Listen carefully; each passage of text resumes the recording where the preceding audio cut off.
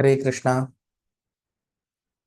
So, very warm welcome to all of you for today's session on the Bhagavad Gita. And today we are into the last session of the third chapter of the Bhagavad Gita. And we'll be covering in today's session the last part of the third chapter of the Bhagavad Gita. So, we'll start our session with the prayers. Om Namo Bhagavate Vasudevaya. Om Namo Bhagavate Vasudevaya.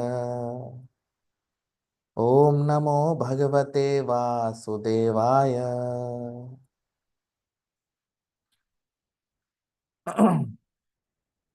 So we discussed in our previous sessions. In the previous session, we discussed that Arjun, he asks Lord Krishna that what is that force which is acting on me because of which I am acting sinfully. And then Lord Krishna, he gives the answer to Arjun's question that Kama Esha Krodha Esha Rajogun Samudbhava. Mahashano Mahapapma Vidhyanam Ihavairinam. That Arjun, lust and anger, which is born of the mode of passion, is the greatest sinful enemy and the most devouring enemy of this material creation. So, Lord Krishna gives the answer because Arjun, he was asking that why am I forced to act sinfully? So, Lord Krishna gave the answer to Arjun's question that what is the greatest enemy of a living entity? So now moving ahead, today we'll get the answer. Of course, Lord Krishna gave the name of the enemy. That who is the enemy. But now today we'll be covering Lord Krishna not only because he gave the name of the enemy, that lust and anger, but today we'll also be covering what is the solution. How can we transcend this enemy? How can we subdue this enemy which we have? So we'll begin our discussion today with text 39, shloka number 39 of the third chapter of the Bhagavad Gita.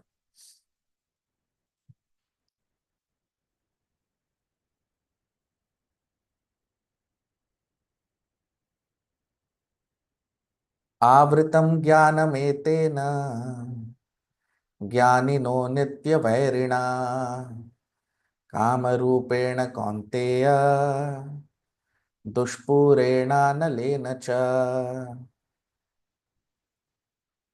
Avritam jnanametena jnanino nityavairina kamarupena kaunteya dushpurena nalena cha. Translation. O Kaunteya, in this way the real knowledge of even a learned man is covered by his eternal enemy in the form of lust, which is never satiated and burns like fire. Now you see, Lord Krishna is telling Arjun that Avritam means which covers, just like cloud covers the sunlight. When cloud is there in the sky, we are not able to see the sun. So that is the meaning of covering. Covering means it covers our real knowledge. So what covers? You see, Avritam Jnanam. Jnana means knowledge. Etena Jnanino Nitya Vairina. Jnanino means a knowledgeable person.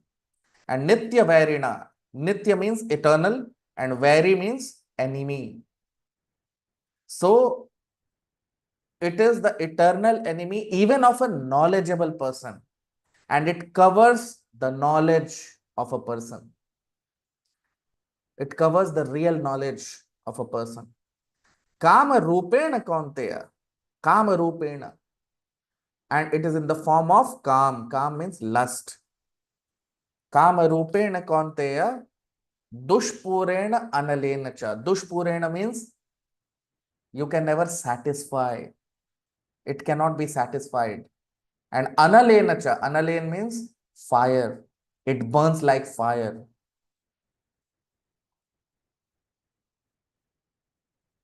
It burns like fire within the heart, which destroys everything. It destroys all knowledge and it covers the real knowledge of a living entity. And we have discussed in our previous session, if you might remember, in just the previous shloka, Lord Krishna talks about the degree to which lust covers a living entity. The different degrees in which the lust covers, that also uh, we discussed that in the previous session. Lord Krishna says, and he gives three very beautiful examples.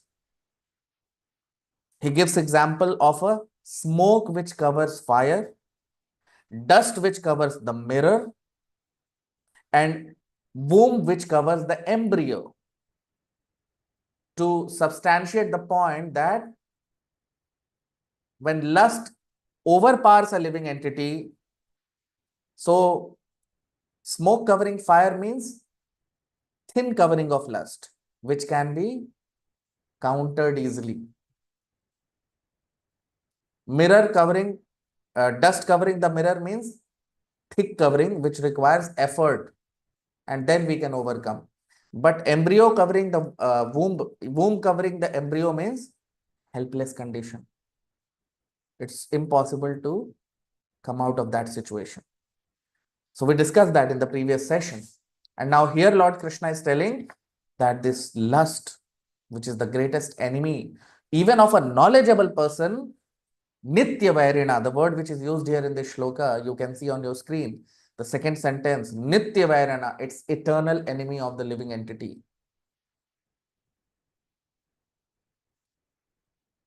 So even a knowledgeable person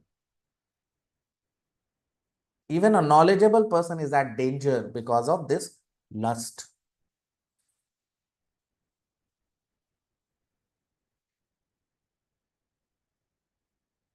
And here in this shloka, it is mentioned, you see, Dushpurena analenacha. It burns like fire. So in the Vedic scriptures, this material world is compared to forest fire. This material world, the miseries in this material world, they are compared to forest fire. When there is a fire in the forest, no one sets fire to the forest. Fire automatically gets generated in the forest because of friction of the bamboo woods. No one sets fire to the forest because no one can set fire to the forest. And no one can put off that fire also. Only when rainfall comes, the fire will be extinguished. No one can extinguish the forest fire. And when there is fire in the forest, all the animals, they die. No one can save any animal. So this material world is compared to a forest fire.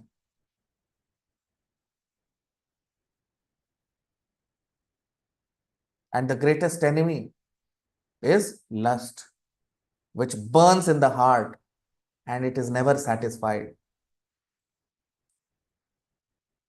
In the 9th chapter, we will see Lord Krishna, he talks about this material world and he says that this material world is Dukhalayam Ashashvatam.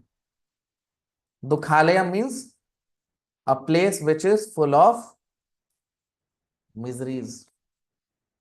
Dukhalayam. And Ashashvatam, not only that this material world is Dukhalaya, this material world is also Ashashvatam, it's temporary. It's a place of misery. And that is why this material world is compared to a prison house. Because in a prison house, we are not free. We are bound, we are shackled by the chains, isn't it? In a prison house, no one is free. Everyone is bound within their particular chamber or they are shackled by chains. Similarly, why this material world is compared to a prison house? Because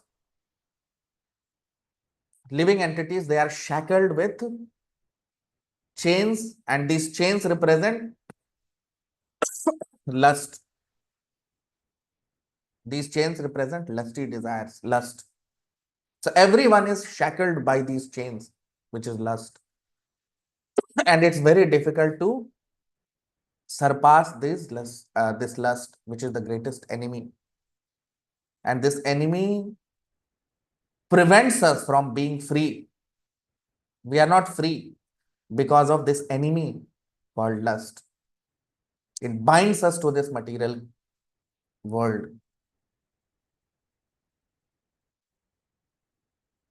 And that is why here in this shloka, you see, it is mentioned, dushpurena. It can never be satisfied. Sometimes some people think there are some group of philosophers who show that they have a lot of knowledge, but actually they talk nonsense. And what is that nonsense which they talk? That if we do too much of sense gratification, we'll be able to subdue lust. There are some philosophers who actually have no knowledge, but they show that they have a lot of knowledge, and they talk this kind of nonsense and mislead the innocent public by saying that you do lot of sense gratification, and by doing lot of sense gratification, you'll be able to surpass lust. But what is Lord Krishna saying here? You see, dushpurena, you can never satisfy lust. It burns like fire. And trying to satisfy, trying to subdue lust by sense gratification is like trying to put off fire by pouring petrol on it, by pouring gasoline on it. Is it possible to put off a fire by pouring petrol on it? No. Temporarily, it may look like when you are pouring petrol, it may look like, you know, fire is, I'm trying to put off the fire, but no. As soon as fire touches petrol, it will, that fire will, the force of that fire will increase many-fold. It will create even more fire. It will keep increasing. Similarly, sometimes some group of philosophers, they say like that, but that is complete nonsense. You cannot put off fire by pouring petrol. Sense gratification is like petrol and lust is like fire. We cannot put off fire by pouring petrol on it. It may happen that when we do too much of sense gratification, the senses may get tired for some time. Of course, when the senses get tired, a person does not want to indulge in sense gratification at that time because senses are tired. But again, when you give rest to the senses and again when the senses rejuvenate, lusty desires increase. They come out with greater force. So, we cannot control, we cannot surpass lust by doing sense gratification. It's not possible. So, what is the solution? That's what today's session, Lord Krishna will be talking about. He'll give the solution, how we can counter, how we can overcome lust. First, let us see where does this lust sit? Which are the places of lust? Because we need to know the whereabouts of the enemy. If we do not know where is the enemy, how will we counter the enemy? Isn't it? So let us see. Text 40, shloka number 40. Indriyani mano buddhir asyadhisthana muchyate etair vimohayatyesha jnanamavritya dehinam. Indriyani mano buddhir asyadhisthana muchyate etair vimohayatyesha jnanamavritya dehinam. Translation: the senses, the mind, and the intelligence are known as the residences of this lust, which bewilders and covers the real knowledge of the living entity. Very important shloka. Because still now Lord Krishna is talking about that lust is dangerous. Lust is the greatest enemy of the living entity.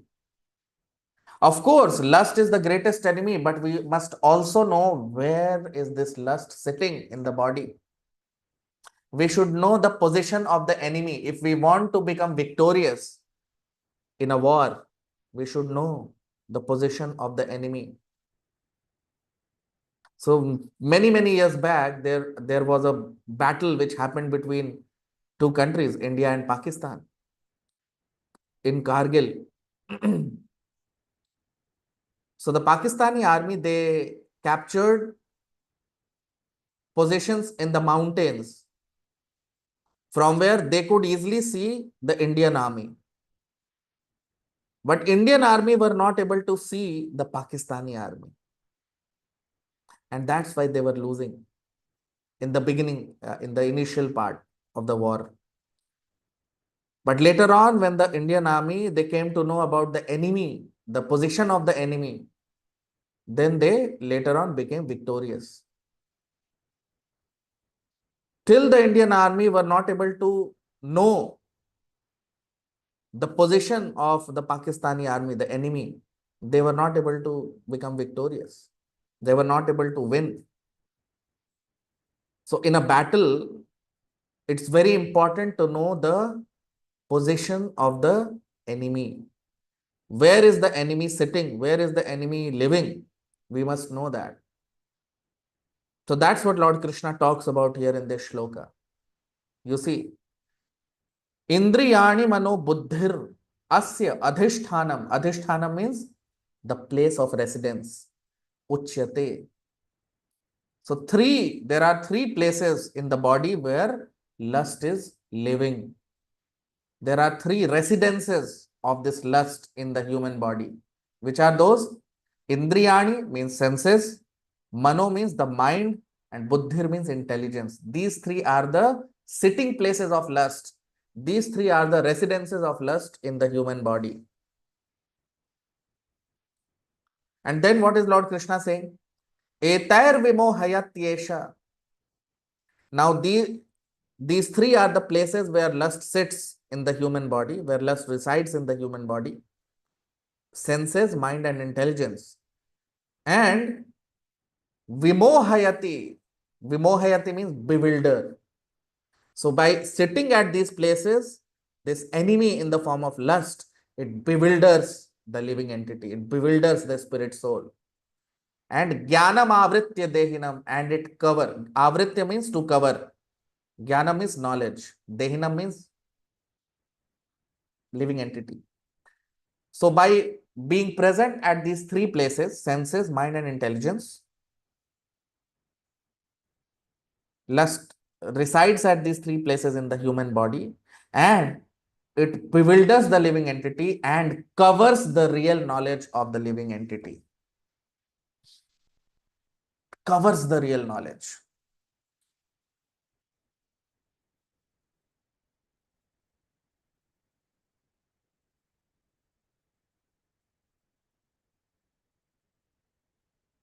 So we must know the position of the enemy if we want to become victorious. We must know where is the enemy sitting, where is the enemy residing. Only then we can counter the enemy.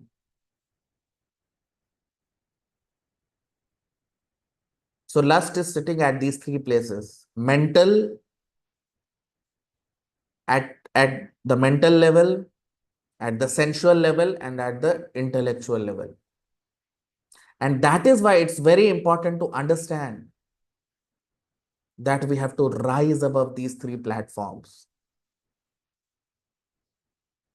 Sensual platform is animalistic platform. Sensual platform is found in animals. Nowadays, human beings are also found in sensual platform. So sensual platform is basically animalistic platform.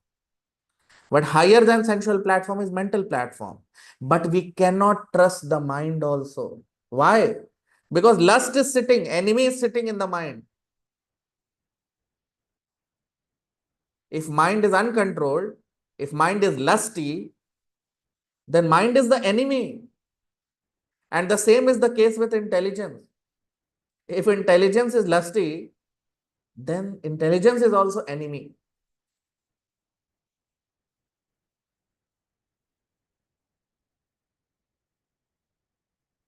Because when a person is lusty at gross level, gross means on the platform of the senses, if a person is lusty sensually, then we can know it, we can judge it, we can easily understand that this person is very lusty.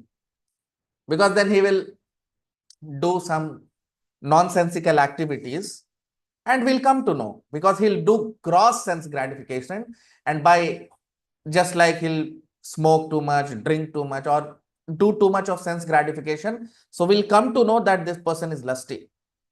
But if a person is mentally lusty, it's very difficult to know, because mental lust is subtle in nature and it's very difficult to judge. Ordinary person cannot judge such people. So mental lust means it's subtle in nature. Gross things can be seen.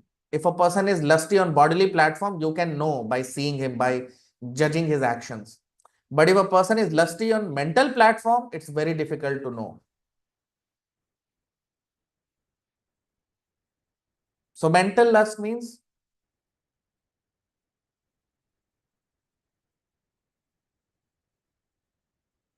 lobh, moh, mad, matsarya. That means he wants to enjoy in a subtle manner.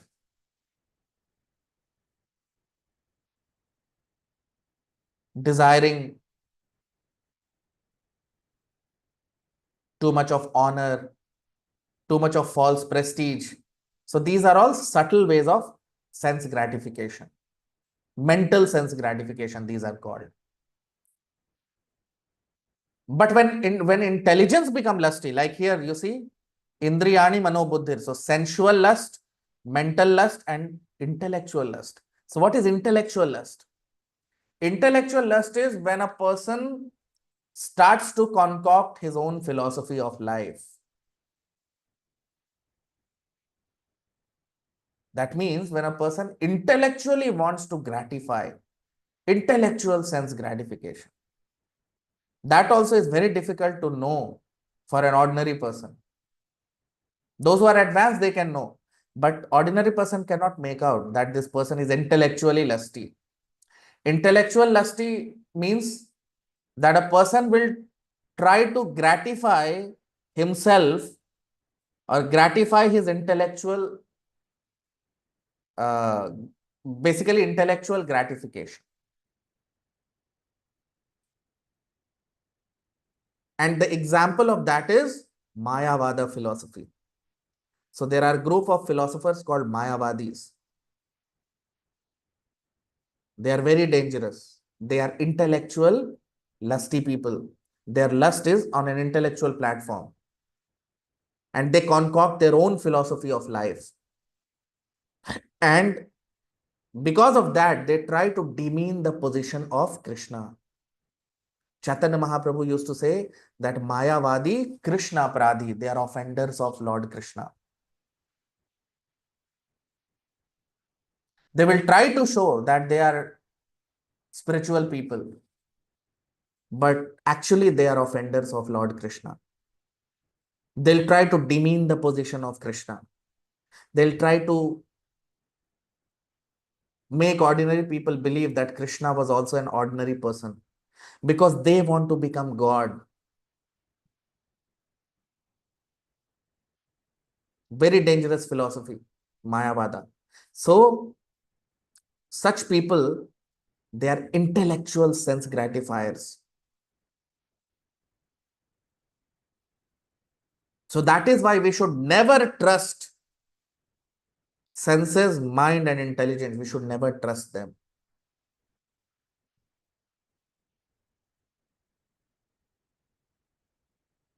Because if mind and intelligence are not connected to Krishna, we cannot trust the mind and intelligence. Because only when there is Krishna connection, that is called yoga. Yoga means union with Krishna. Only when there is union with Krishna, only then mind and intelligence can be controlled. We will see that in the upcoming shlokas. Because Krishna can convert matter into spirit and spirit into matter. That potency only Krishna has. He can convert matter into spirit and spirit into matter. Otherwise, if mind and intelligence are not connected to Krishna, then they are material. And such mind and intelligence are very dangerous.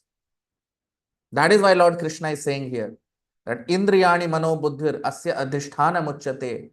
So lust is residing in the senses, in the mind, and in the intelligence of a human being. And that is why if there is disconnection from Krishna, then senses, mind, and intelligence, all three are on lusty platform. Lusty intelligence means Mayavada philosophy. Lusty mind means too much of mental gratification like false prestige, name, fame, all these things.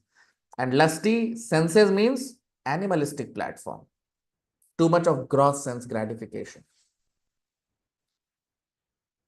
So in this way, you see, that's what Lord Krishna is saying. Jnanam avritya dehinam. In this way, lust covers the real knowledge of the living entity. What is real knowledge of the living entity? What is our real knowledge? Real knowledge is not physics, chemistry, biology. No, that is material knowledge. What is real knowledge? Real knowledge is that I am not this body, I am a spirit soul, and I am a part and parcel of Krishna. That is our real knowledge. So when lust covers the mind and intelligence, the mind and intelligence will not adhere to the real knowledge. They will devise their own knowledge, Mayavada philosophy, which is it's a great offensive philosophy. So that is how a living entity gets covered by this lust. That is why Lord Krishna is saying that this is the greatest enemy of the living entity. So, okay, now we know that lust is the greatest enemy of the living entity. So what is the solution? Now we come to know lust is the greatest enemy, covers the real knowledge. Lust has three residences: mind, senses, and intelligence. But then how to overcome? What is the solution? Let us see. Text 41, shloka number 41. Tasmat tvamindriyanyado niyamya bharatarshabha papmanam prajahihyenam jnana vijnana nashanam. Tasmat tvamindriyanyado niyamya bharatarshabha papmanam prajahihyenam jnana vijnana nashanam. Translation. Therefore, O Bharatarshabha, from the very beginning, bring the senses under control and conquer this greatly sinful lust, which is the destroyer of knowledge and self-realization. Now you see, what is Lord Krishna saying here? That tasmat tvam indriyani ado. Ado means in the beginning. Tasmat means therefore. Tvam indriyani. Tvam means your, and indriyani means senses. Niyamya. Niyamya means to follow rules and regulations. To bring under niyam. Niyam means regulations. Bharatarshabha. Bharatarshabha means Arjun. Papmanam prajahi. Papmanam. Papmanam means sinful. Jahi means to conquer, to become victorious. Hi enam, this. Jnana Vijnana Nashanam. Jnana means knowledge and Vijnana means scientific knowledge or realized knowledge. Nashanam, destroyer. Destroyer. So what is Lord Krishna saying? That therefore Arjun, in the beginning only, Indriyani Ado means in the beginning only, you should regulate the senses and conquer over this sinful enemy, which is the destroyer of knowledge as well as self-realization. Just imagine. This lust is so powerful that it not only destroys knowledge, but it also destroys realized knowledge. Knowledge means bookish knowledge. Bookish knowledge is you just cram it, and because that is not real knowledge. Bookish knowledge is just you cram the shlokas in the Vedas, you cram the verses in the Vedas. That is not real knowledge. That is just you have memorized it, but that is not real knowledge. That is superficial knowledge. That is called Gyan. And Vigyan means realized knowledge. Realized knowledge means when knowledge is no more bookish. You know that God is there. You are able to experience the presence of Krishna. That is called realized knowledge. So even realized knowledge can be destroyed by lust. Lust is so powerful that it even destroys realizations. It's so powerful. It's the greatest enemy. That's why Krishna is saying that this is the greatest enemy. So what is the solutions? Solution is also given in this shloka. You see, Indriyani Ado Niyamya, by regulating the senses, by bringing the senses under strict rules and regulations. That is the meaning of discipline. We have to bring the senses under regulation, under discipline. Discipline is very important. If you remember, in the second chapter, in the 62nd and 63rd shloka, we discussed about step-by-step methods of how a living entity falls down. In the previous session also, we discussed about it. Dhyayato vishayan punsa sangasteshu pajayate.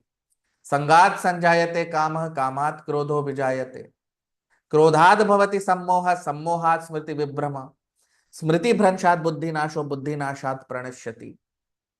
You all might remember we discussed in the previous session.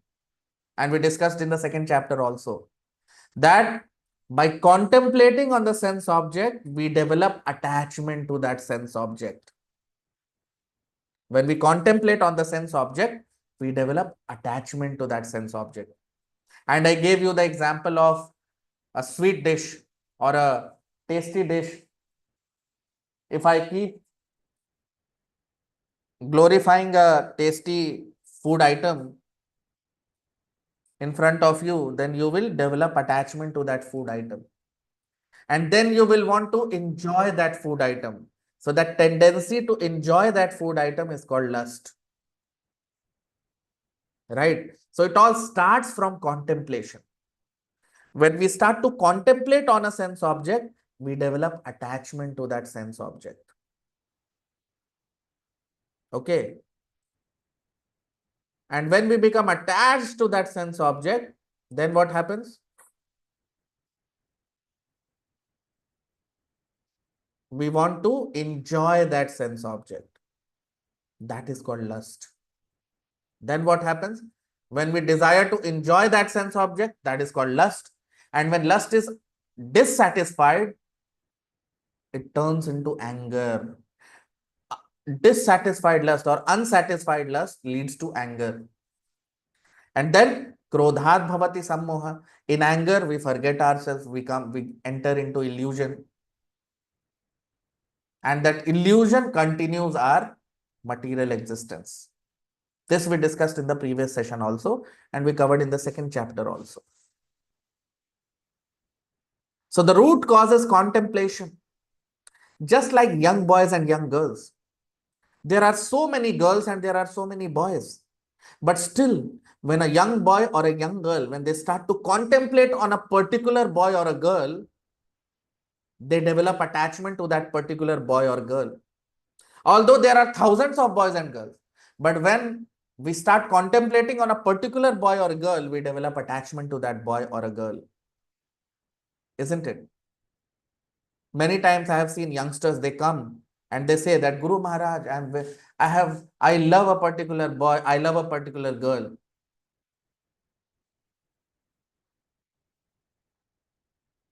I only want that girl, I only want that boy. Why? Why? So many boys and girls are there, but no, I want only that boy or that girl. Why? Because of contemplation. Because of contemplation, that attachment develops. And then when a boy or a girl, they become attached to a particular boy or girl, what happens? They want to enjoy that particular boy or girl's body. Right? That is called lust. And then sometimes if they don't, they say that Guru Maharaj, I am very much in love. I want only that boy. I want only that girl. Then what happens? If lust is not fulfilled, then anger comes. Nowadays we see many news items come where they kill their boy or girl. They kill each other or they throw acid on boy or girl. Why? Because anger comes. And in anger, when there is anger, all love goes. All the love that they had, all the lust that they had, it all will go away. Anger is so dangerous. You see? So it all started from where? From contemplation. Dhyayato vishayan punsaha. Sangasteshu pajayate. Sangat sanjayate kama kamat krodho bijayate.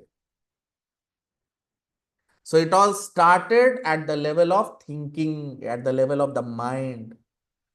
Lust is not outside. Lust is not in the body of a man or a woman. No.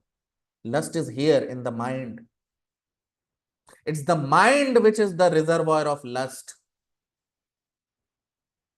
When we start to contemplate on a particular boy or on a particular girl, then that attachment will develop. If we don't contemplate only, there will be no attachment. Right? So that is what Lord Krishna is saying here. You see on your screen. Tasmat tvam indriyani adav. Therefore, Arjun, in the beginning only, you cut this enemy. Destroy this enemy, lust, in the beginning only. Don't enter into that platform of contemplation. Don't contemplate. Stop thinking.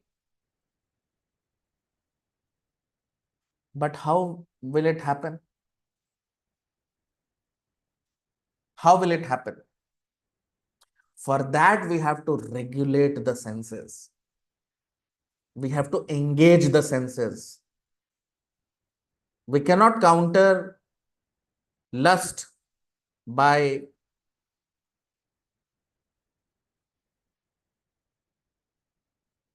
contemplation. No. We have to stop contemplation at thought level, at the level of thinking only we have to stop it. For example, once we enter the ocean,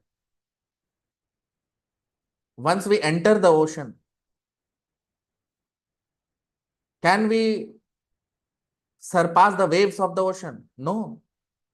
Once we enter the ocean, we cannot control anything. Everything goes out of control. We can control only when we are on land, because then we can choose whether we want to enter the ocean or not enter. Once we enter the ocean, we cannot control anything. Everything goes out of control, because then the ocean will control everything, right? Similarly, once we enter contemplation, once we start contemplating, and once we develop attachment, and this attachment leads to lust, once we reach the platform of lust, then it becomes very difficult to control. So that is why we want to stop everything at the initial level only. At the initial stage only, we have to cut it in the beginning, at the platform of contemplation. Contemplation only should not happen. Then attachment will not happen, and lust will not, that will not degrade into lust. So that's how Lord Krishna is saying that in the beginning only we should regulate the senses. Because as we discussed, lust is like chains, just like we are shackled by chains in a prison house. Similarly, this lust shackles us. If a person is shackled by lust, he cannot free himself. There is no freedom. It's like within this body, we are in a prison house if a person is lusty, because lust is an enemy. It does not allow us to be free. People think that by regulating the senses or by controlling the senses, we lose our freedom. But no. The more we regulate ourselves, the more we live in rules and regulations, the more we follow the rules and regulations, the more we are free. Regulation leads to freedom. Real regulation, following rules and regulations given by the spiritual master, leads to freedom. That's why we need to follow the rules and regulations given by the spiritual master. Of course, spiritual master must be a pure devotee of Krishna, because those who are non-devotees, they cannot talk about Bhagavad Gita. A person who has no knowledge of Krishna, who does not believe in Krishna, how will he talk about Krishna? How will he know what is Bhagavad Gita? A person who has no knowledge about Krishna, a person who is not a pure devotee of Krishna, because in the Bhagavad Gita, now we will see in the 4th chapter, Krishna says that this Bhagavad Gita can only be understood, this Bhagavad Gita is meant for my pure devotees. So one who is not a pure devotee, can he ever understand the Bhagavad Gita? No. Lord Krishna only tells in the Bhagavad Gita that this Bhagavad Gita is only for pure devotees. So those who are non-devotees, they have no access to Bhagavad Gita. They should not even touch the Bhagavad Gita. What to speak of preaching? So that is why we make a pure devotee as our spiritual master, because the words of pure devotees are the words of Krishna. They are non-different. And we follow the rules and regulations given by him. And in this way, we'll be able to control and surpass or transcend this enemy called lust. So how to do that? Let us see. Now we are in the last 2 shlokas of the 3rd chapter. And in these 2 shlokas, Krishna gives the final conclusion.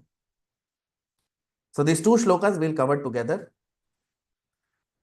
So text 42 and 43.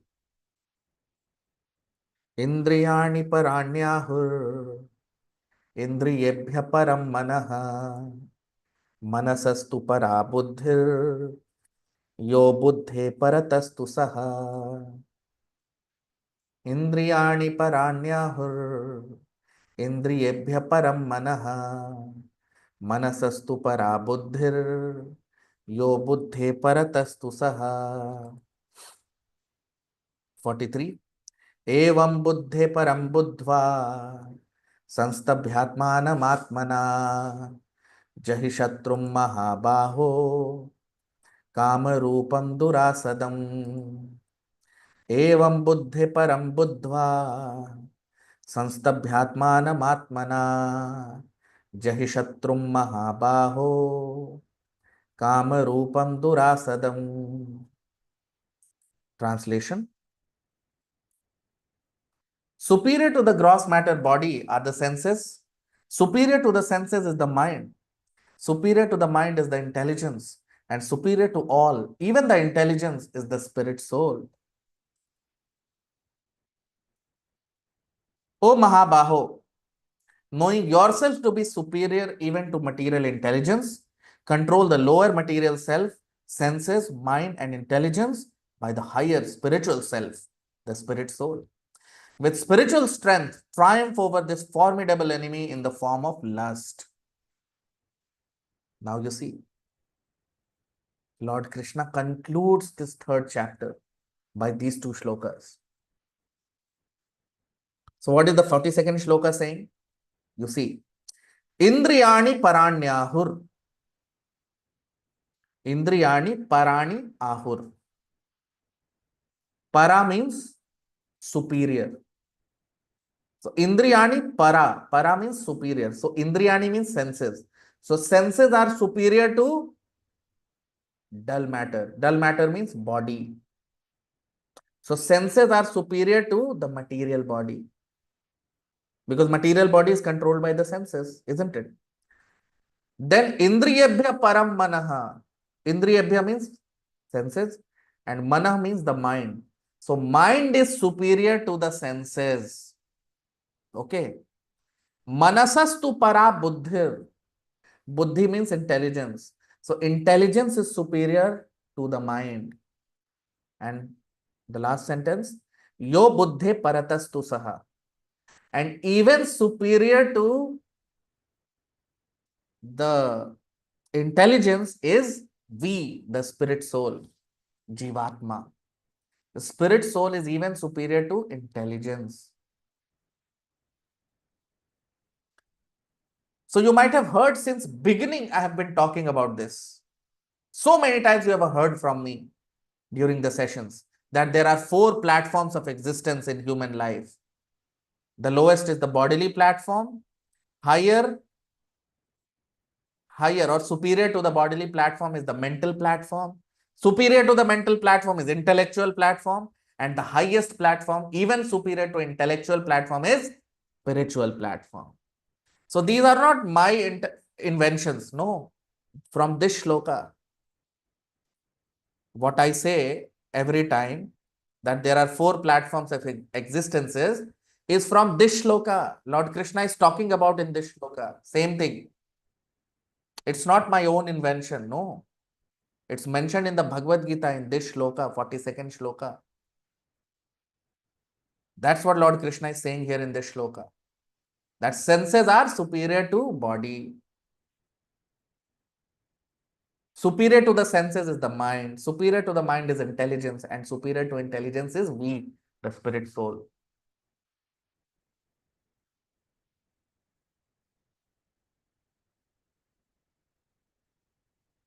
So spiritual platform is the highest platform. Spiritual platform means the platform of Krishna. Because we are part and parcel of Krishna. Anything connected to Krishna is a spirit.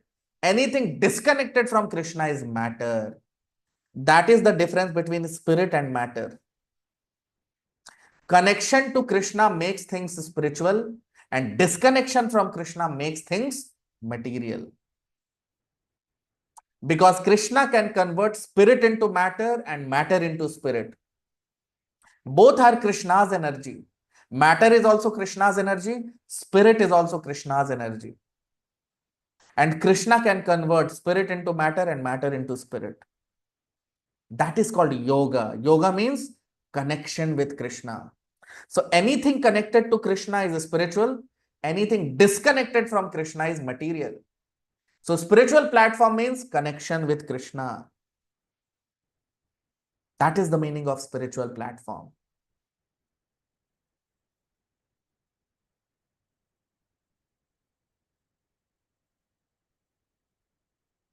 So that is why Lord Krishna is telling here that the highest platform is a spiritual platform. So how to reach a spiritual platform? Let us see the last shloka of this chapter. Evam buddhe param buddhva. Evam buddhe param buddhva. That means param. Param means superior. So we have to control the lower platform by higher platform. What does it mean? That we have to control the body by the senses. We have to control senses by the mind. We have to control mind by intelligence. And intelligence should be controlled by spiritual knowledge, spiritual understanding, by spirit.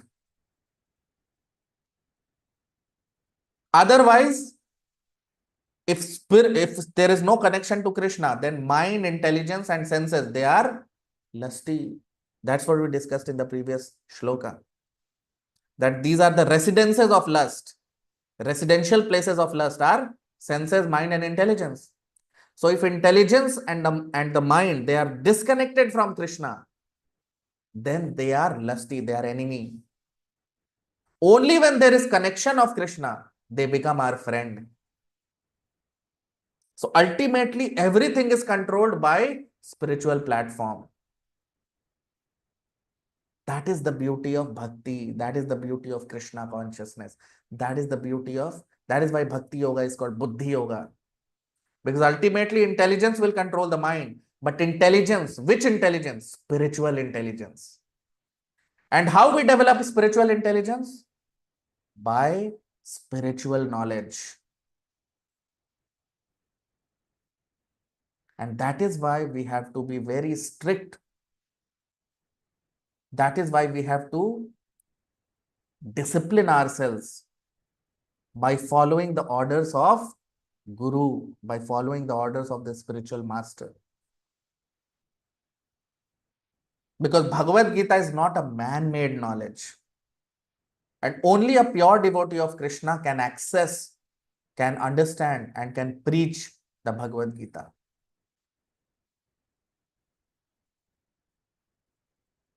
So Guru can never be self-made Guru, no. He must be a follower of his Guru. Only then he can be Guru. A leader must be a good follower first. Only then he can be a good leader. If he does not follow his spiritual master, how can he be a good leader? How can he become spiritual master? So the greatest importance and the greatest success that we attain in spiritual life is by strictly following the instructions of the spiritual master. And the spiritual master must be a pure devotee of Krishna.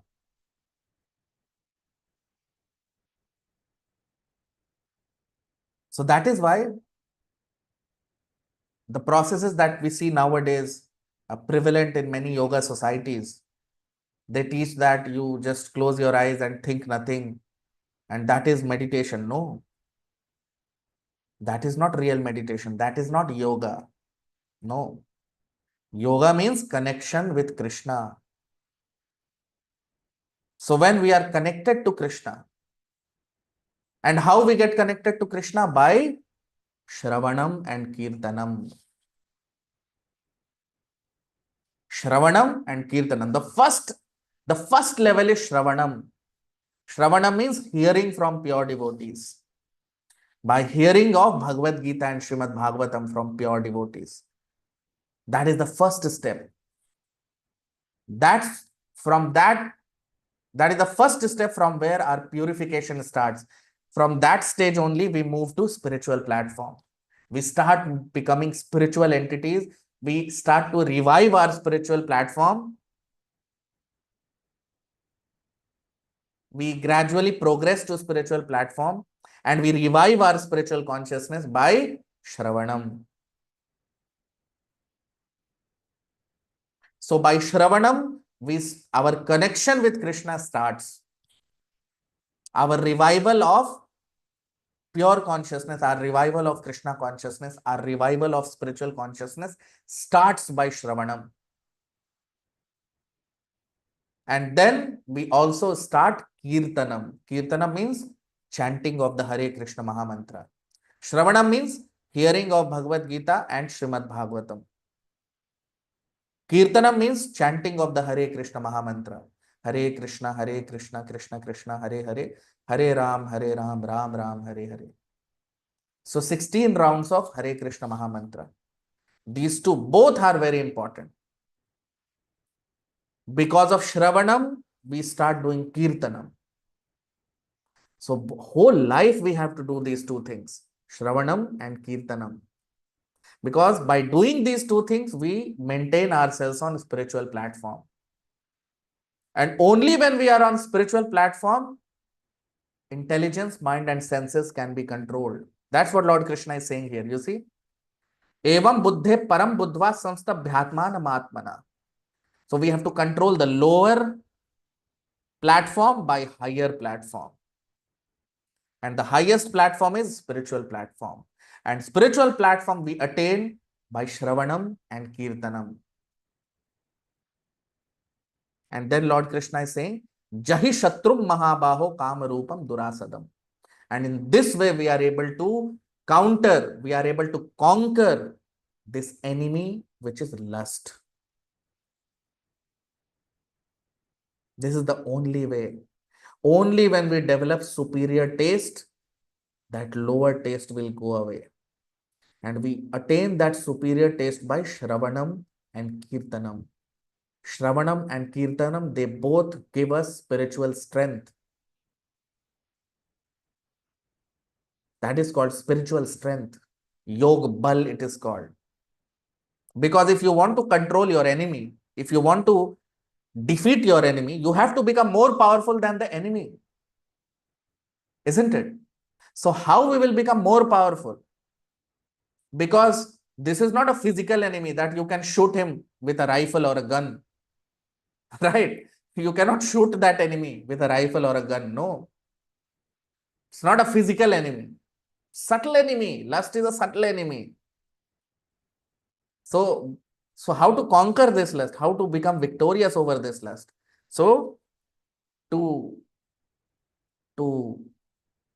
defeat this lust, we have to become powerful spiritually. That is called bal. That is called spiritual strength. And we attain spiritual strength by mercy of Lord Balaram. And that is why Shravanam and Kirtanam. Shravanam means to hear the glories of Krishna. And Kirtanam means Hare Krishna Mahamantra.